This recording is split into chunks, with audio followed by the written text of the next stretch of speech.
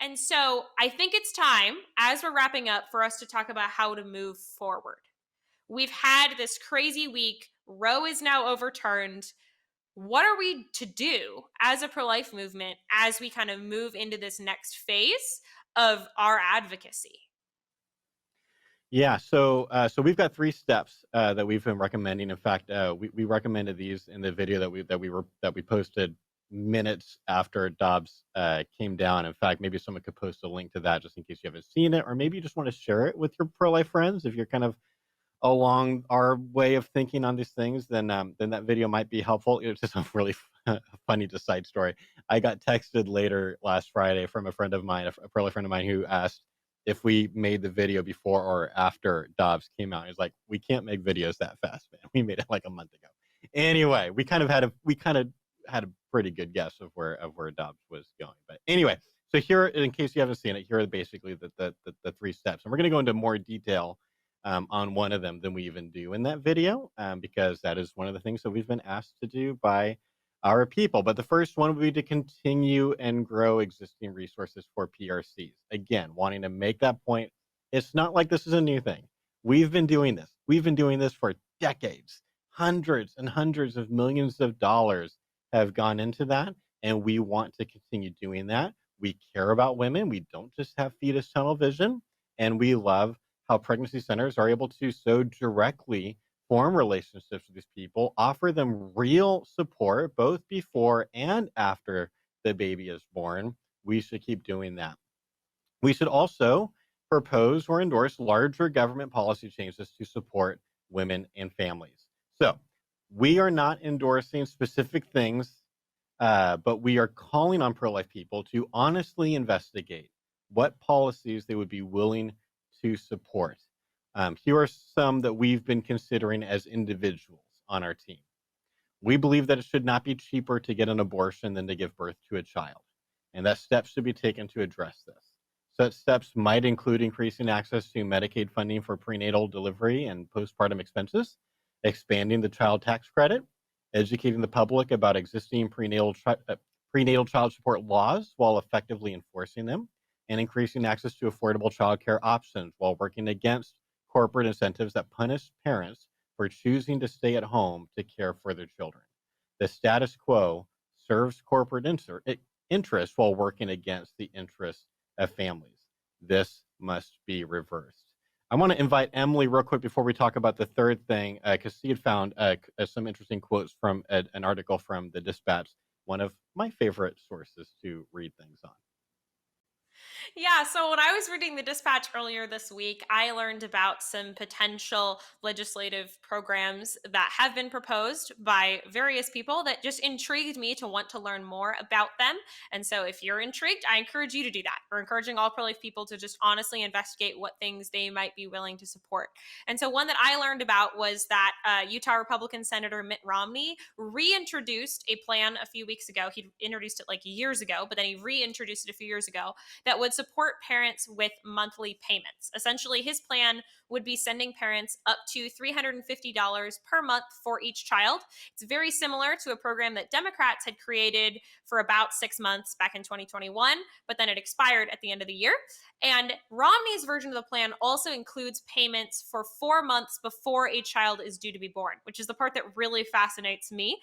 He essentially is really dedicated to trying to offer support for those soon to be parents who are trying to afford all of the supplies for a new baby. And so I think that that's a fascinating plan. I want to do more digging into it, but if you didn't know that was out there, congratulations. Now you know it's out there and you can do some research if that interests you. Another one that I heard about was that there are some senators who are basically debating various new versions of paid leave proposals. So both Romney and the Florida Senator Marco Rubio reintroduced a bill last year that would offer 3 months of paid leave to mothers after giving birth. Essentially, it would be financed by pushing back participants' Social Security benefit eligibility for that amount of time or reducing their monthly retirement benefits for the first 5 years of their retirement. I have to say, I do have some personal concerns about that, about like getting the money from those places and taking it from them later in life. I don't love that. I have some personal concerns that I want to do some more digging on to just like pull back the curtain on me, but it's an interesting concept. Maybe there's other places that we could get that money from. Anywho, I just want people to be aware that there are these kinds of debates happening out there in the government, and people should be doing their research about what these bills are and what things they want to be encouraging their representatives to vote or not vote for.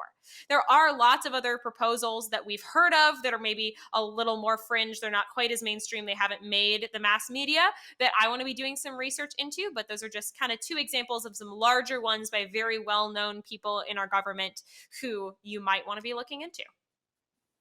A couple more points on that before I move on to the third thing. So our staff has been working with several other pro-life leaders on a joint statement that we are almost done with, that hopefully we will be able to start getting people signing on to next week. And we were hoping to have this done before Dobbs, but then Dobbs happened. So we're working on something to try to help the pro-life community, especially the leaders, to unify around this concept, because in this moment where everything is so tense, I think demonstrating to people, really communicating clearly to people that we don't have fetus tunnel vision, that we really do care about women, and we want to explore all of the different ways to help them, I think is going to really help this conversation, especially this year.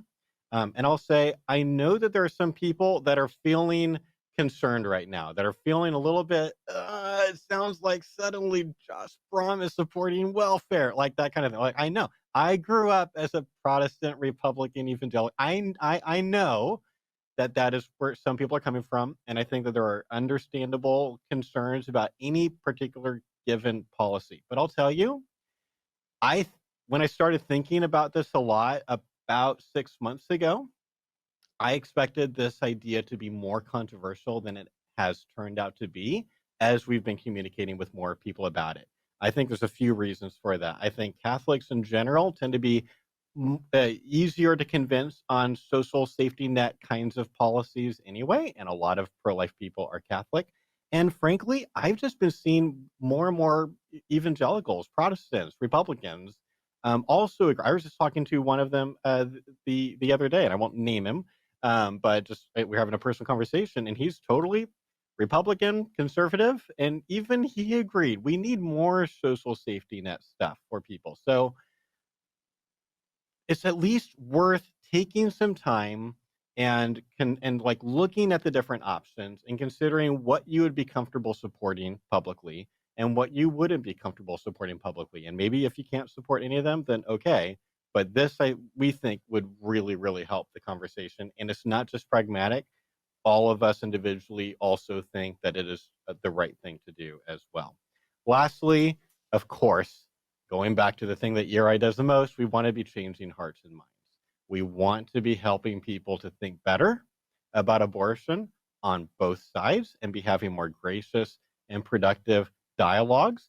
And frankly, in a certain way, those conversations matter more moving forward than ever before, because up until now, the Supreme Court has been a massive block. Like, there's been no way to substantially protect the unborn legally, because it became a Supreme Court issue in 1973, and there's very little that pro-lifers could do beyond trying to have persuasive conversations and doing pregnancy centers and advocating for changing the law and things like that. And now your opinion matters now more than ever, because you can actually influence people in your city, in your state, your own, congressmen and senators, and you might actually be able to see your laws change partly because of the way that you have advocated. I just thought of this, so Emily can go find the link,